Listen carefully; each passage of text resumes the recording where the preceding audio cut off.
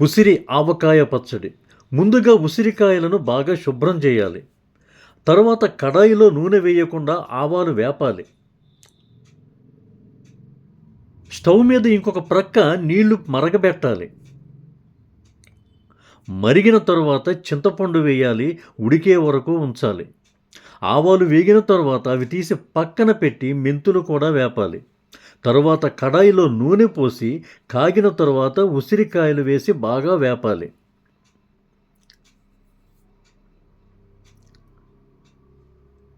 వేగిన తరువాత పక్కన పెట్టుకోవాలి.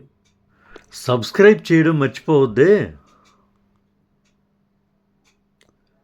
తరువాత కడాయిలో నూనెలో చింతపండు పులుసు ఈ విధంగా వడగడుతూ వేయాలి. అందులో 1/2 స్పూన్ పసుపు వేసి కలపాలి. ఈ వీడియో లైక్ చేసి షేర్ చేయండి. 1/2 స్పూన్ పసుపు వేయడం మర్చిపోవద్దు. వేసి బాగా కలపాలి. ఇప్పుడు పక్కన పెట్టుకున్న ఉసిరికాయల్లో 1 కప్పు కారం వేయాలి. 1 కప్పు కారం వేసి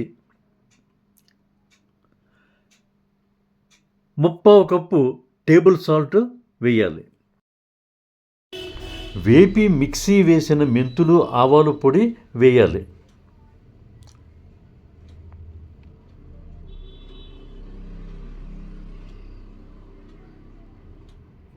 ఉడికిన చింతపండు వడగట్టిన తరువాత స్ట్రెయినర్లో ఉండిపోయిన గుజ్జును వేయాలి.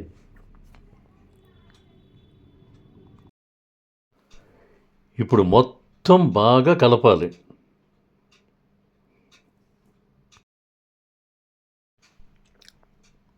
ఇప్పుడు నూనె వేసి బాగా కలుపుకోవాలి.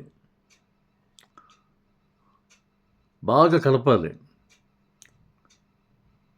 3 రోజుల పాటు ఊరబెట్టి అప్పుడు వేడివేడి అన్నం ముద్దపప్పులో నంజుకొని తింటే రుచి అద్భుతంగా ఉంటుంది.